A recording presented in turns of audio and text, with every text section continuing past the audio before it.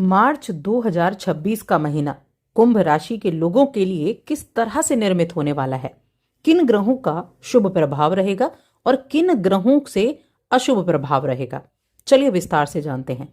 जय माता दी दोस्तों, आप सभी का स्वागत है हमारे YouTube चैनल अमृता एस्ट्रो में। देखिए, ये जो मार्च का महीना है ना, ये काफी विशेष है क्योंकि एक तो इस महीने में होली जैसा पर्व है और दूसरा होली के पर्व पर इस वर्ष का पहला चंद्र ग्रहण भी होने वाला है जो कि 3 तारीख को होगा। बाकी हम ग्रहों की अगर बात करें तो देखिए, जब ये महीना शुरू होगा तो आप ही की राशि में 4 ग्रह मौजूद रहेंगे जो कि राहु हैं, मंगल हैं, बुध हैं और सूर्य हैं। अब वैसे तो ये चतुर्ग्रही योग का निर्माण करेंगे, लेकिन ये चतुर्ग्रही योग किस तरह से बनेगा? कुछ अच्छे ग्रह हैं जैसे कि मंगल और सूर्य मित्र ग्रह बैठे हुए हैं, लेकिन राहु से उनकी शत्रुता है। अब सूर्य और बुध मित्र ग्रह हैं, लेकिन यहां राहु से और बुध की मंगल से शत्रुता है। तो ये जो चतुर्ग्रह योग रहेगा, ये आपको किस तरह के रिजल्ट देगा, इसके बारे में भी हम जानेंगे। इनमें से देखिए, राहु यहीं विराजमान रहने वाले हैं, बुध भी यहीं रहेंगे और मंगल भी यहीं रहेंगे आप ही की राशि में। बस सूर्य का राशि परिवर्तन जरूर होगा। सूर्य 14 मार्च को आपके राशि के दूसरे भाव में चले जाएंगे जो कि इनके मित्र की राशि है, जो राशि है इनकी गुरु बृहस्पति की। अब गुरु बृहस्पति की राशि तो बहुत अच्छी है, लेकिन वहां पर शनि विराजमान है तो शनि के साथ युति होगी और शुक्र पहले से ही वहां पहुंच चुके होंगे। जैसे ही महीना शुरू होगा 2 तारीख को शुक्र भी आपके द्वितीय भाव में मीन राशि में आ जाएंगे, उच्च की अवस्था में होंगे, बहुत ही शुभ स्थिति होगी शुक्र की है। तो ये हो गई ग्रहों की बातें। चलिए अब हम राशिफल की सीधे सीधे बात कर लेते हैं कि क्या कुछ रहेगा। पहले तो देखिए, सबसे पहले मैं चंद्र ग्रहण की बात करूंगी क्योंकि चंद्र ग्रहण होने वाला है 3 मार्च को, जो कि पूर्णिमा का दिन रहेगा, सूतक काल भी रहेगा और ग्रहण भी दिखेगा। तो उस ग्रहण के ऊपर मैं ऑलरेडी यानी आगे एक वीडियो बनाने वाली हूँ कि उस ग्रहण का क्या प्रभाव पड़ेगा। लेकिन हाँ, 3 मार्च को ग्रहण जरूर होने वाला है और भारत में दिखेगा भी, ब्लड मून जिसको कहा जाता है। अब राशि क्या कहती है, ये महीना क्या कहता है? तो इस महीने का क्या रहेगा? एक तो जब आपकी राशि में या लग्न के अनुसार भी देखें, राशि के अनुसार, चंद्र राशि के अनुसार भी देखें, तो ये जो 4 ग्रह मौजूद हैं, मध्य माह तक तो चतुर्ग्रही योग बना ही हुआ है और अंगारक योग भी बना हुआ है। अब अंगारक योग बना है, लेकिन गुरु बृहस्पति भी यहाँ इनको देख रहे हैं।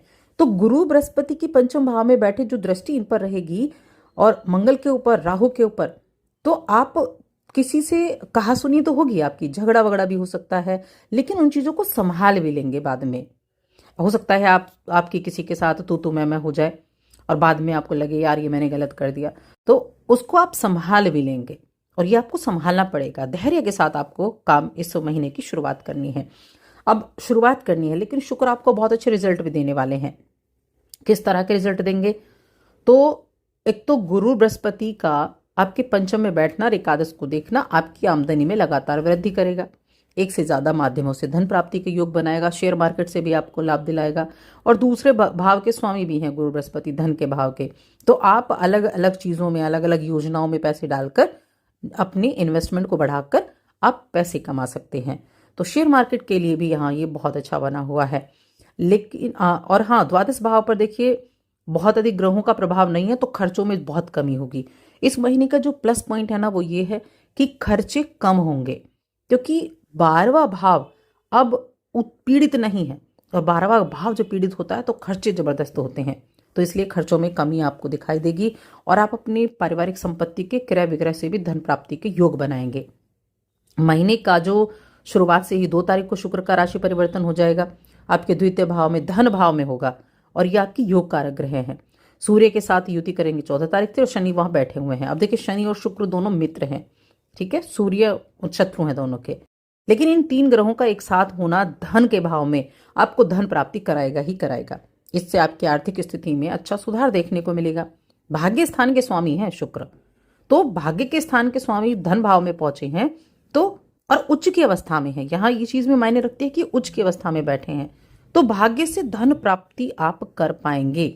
अगर आप बिजनेस करते हैं तो हो सकता है थोड़ा बहुत आपको समस्याएं देखने को मिले। क्यों देखने को मिलेंगी? क्योंकि आपकी राशि में 4 ग्रह मौजूद हैं जो सप्तम भाव पर दृष्टि डाल रहे हैं। अब ये क्या करेंगे? बिजनेस में किस तरीके से ये प्रॉब्लम दे सकते हैं? आप उग्र स्वभाव के हो सकते हैं, आक्रामक हो सकते हैं, वाणी पर नियंत्रण ना हो ऐसे हो सकते हैं, बिना सोचे समझे किसी को कुछ बोल दे, ये चीज़ें हो सकती हैं। तो ऐसे में बस अपने ऊपर थोड़ा पेशेंस रखना है। जो आपको एनर्जी मिली है ना मंगल के और राहु के यहाँ रहने से, उस एनर्जी का सही इस्तेमाल करना है। और देखिए, मैं पहले भी मैंने बताया कि उपाय क्या करना है ना, उपाय की हालांकि हम बाद में बात करेंगे, लेकिन आपके लिए सबसे अच्छा होगा मंगल की एनर्जी को बैलेंस करना कि आप कुछ योग करें, आप फिजिकल वर्क करें। फिजिकल वर्क का मतलब है आप जिम जा सकते हैं, आप एक्सरसाइज कर सकते हैं, आप पार्क जा सकते हैं। तो एनर्जी को बैलेंस करें और रिजल्ट अच्छे मिलेंगे। आप अपने धन को बेहतर तरीके से नियंत्रित कर सकेंगे, बचत की योजनाओं से भी जुड़ेंगे, लाभ प्राप्त कर पाएंगे। चुनौतियां भी आएंगी, ऐसा नहीं चुनौतियां नहीं आएंगी, चुनौतियां भी आएंगी। नौकरी करने वाले लोगों को कुछ बातों पर विशेष ध्यान रखना होगा। किसी के साथ देखिए वही चीजें हैं, कहासुनी ना हो, झगड़ा ना हो, वाणी पर नियंत्रण हो, किसी को उल्टा सीधा ना बोले, यही चीजें हैं। ऐसा नहीं कि कोई आपको धोखा देगा, ऐसा कुछ है। अपनी वाणी पर, अपने ऊपर पेशेंस, अपने ऊपर ध्यान रखना है आपको। अब सप्तम भाव में पूरे महीने केतु महाराज बैठे हुए हैं और उन पर कई ग्रहों का प्रभाव भी है, तो इसीलिए खुद पर नियंत्रण रखना इस महीने बहुत ज्यादा इंपॉर्टेंट है। खुद को नियंत्रित रख के परिस्थितियों से तालमेल बिठाना, और परिस्थितियां आपके पक्ष में तभी होंगी, इसीलिए अपने ऊपर पेशेंस रखना बहुत जरूरी है। यहां सफलता मिलेगी जिस व्यक्ति से पहले आप कभी ना मिले हो, ऐसे किसी व्यक्ति से सलाह लेने से बचना है। कई बार होता है ना, बहुत सारे लोग सलाह देते हुए चले जाते हैं, तो ऐसे लोगों से आपको बचना होगा जो इस तरह की सलाह दे रहे हैं।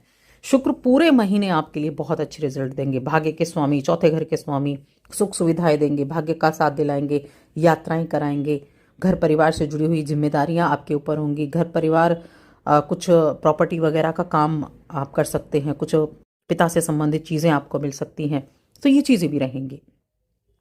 अब रिश्ते कैसे हैं, तो रिश्तों के मामले में देखिए पंचम भाव का स्वामी बुध है जो कि आपकी राशि में विराजमान है। तो कई बार होता है कि ना चाहते हुए मुंह से ऐसी बातें निकल जाती हैं जो परेशान कर देती हैं। तो बस यही वाणी की बात आ जाती है, वाणी पर थोड़ा ध्यान रखें।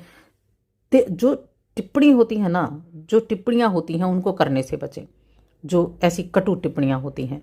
और गुरु बृहस्पति पंचम में बैठे ही हैं, तो ये समस्याओं से धीरे धीरे आपको निकाल भी देंगे और रिश्तों को ठीक भी करने का प्रयास करेंगे। रिश्तों को कैसे मजबूत बनाया जाए उस पर भी आप काम करेंगे। वैवाहिक जीवन अगर देखा जाए तो थोड़ा सा चुनौतीपूर्ण मध्य माह तक तो रहेगा, क्योंकि वहां 4 ग्रह सप्तम को देख रहे हैं, केतु वहां बैठे हुए हैं। कहाँ, सूर्य, राहु, मंगल, बुध, ये सारे ग्रह देख रहे हैं। शुक्र तो यहाँ से चले जाएंगे और सूर्य 14 तारीख को जाएंगे, तो थोड़ा सा तब असर होगा, लेकिन वहां भी थोड़ा होगा। तनातनी नहीं रखनी है, अहम की भावना नहीं रखनी है, एक दूसरे के ऊपर कोई तीखी टिप्पणी नहीं करनी है। इन चीज़ों का ध्यान रखना है। ये आपके बिजनेस में भी हैं, ये आपके जो वैवाहिक जीवन है उसमें भी हैं। पारिवारिक जीवन देखें, दूसरे घर का स्वामी तो बैठा है पंचम भाव में और दृष्टि पंचम भाव से आपकी राशि पर आ रही है। शनि वहां बैठे हुए हैं, शुक्र भी आ जाएंगे, चौथे घर के स्वामी। तो फिर भी स्थितियां मैं कहूंगी अच्छी होंगी, मिले जुले प्रभाव होंगे पारिवारिक जीवन के लिए। बीच में थोड़ा बहुत विरोधाभास होगा, लेकिन फिर ठीक हो जाएगा। प्रेमपूर्ण रिश्ते होंगे, आप एक दूसरे का आदर सत्कार सम्मान करेंगे। परिवार में शुभ कार्यक्रम भी हो सकता है और परिवार का माहौल अच्छा भी रहेगा। परिवार की आमदनी में भी बढ़ोतरी होगी, क्योंकि चौथे घर का स्वामी कहाँ बैठा है, चौथे घर का स्वामी दूसरे घर में बैठा है, तो पारिवारिक आमदनी में भी बढ़ोतरी होगी। संपत्ति से संबंधित कोई विवाद चल रहा था तो वो सुलझ सकता है, तो यहाँ चीजें ठीक हैं। भाई बहनों के साथ थोड़ा सा रिश्तों को अच्छा रखेंगे तो अच्छा रहेगा। पिताजी से वैसे तो रिश्ता अच्छा है, 14 तारीख से ध्यान रखना है, 14 मार्च से, क्योंकि कुछ कहासुनी हो सकती है जब सूर्य का राशि परिवर्तन होगा। अब आपकी सेहत के मामले में देखा जाए तो देखिए, सेहत के मामले में देखा जाए तो आपकी राशि में जैसा कि हमने कहा 4 ग्रह बैठे हुए हैं। अब ये 4 ग्रहों की स्थिति और साथ में सामने क्या है, केतु बैठे हैं, तो कुछ ऐसी चीजें रहेंगी, एसिडिटी हो गई, पेट से जुड़े रोग हो गए, तो ऐसी चीजें हो सकती हैं, तो थोड़ा ध्यान रखना है। यानी बहुत मोटा बीमारी में नहीं कह रही हूँ, लेकिन हाँ छोटी छोटी बीमारियां कई बार काफ़ी परेशान कर सकती हैं, और आंखों से जुड़ी हुई कुछ दिक्कतें, तो थोड़ा सा ध्यान रखना यहाँ आवश्यक बन जाता है। अब उपाय अगर देखें क्या बनते हैं, मंगल और राहु अंगारक योग बनाते हैं जो आपके पहले भाव में बैठे हैं, इनको बैलेंस करना है आपको। एक्सरसाइज रेगुलर करें, रेगुलर एक्सरसाइज करेंगे, जिम जाएं, पार्क जाएं, एक्सरसाइज घर पर बैठकर करें, योगा करें, तो जो मंगल है ना वो बैलेंस रहेंगे। गुस्सा कम आएगा, आक्रामकता कम रहेगी। जल्दबाजी में कोई डिसीजन नहीं लेना, ये आपके लिए रेमेडी है। जल्दबाजी में कोई डिसीजन नहीं लेना है। और एक कार्य और करना है कि शनिवार के दिन ना काली दाल आप किसी दिव्यांग व्यक्ति को दान कर दें, इतनी कि जो वो एक बार बनाकर खा सके। ये आप उपाय कर दें। तो बस आज की इस वीडियो में इतना ही।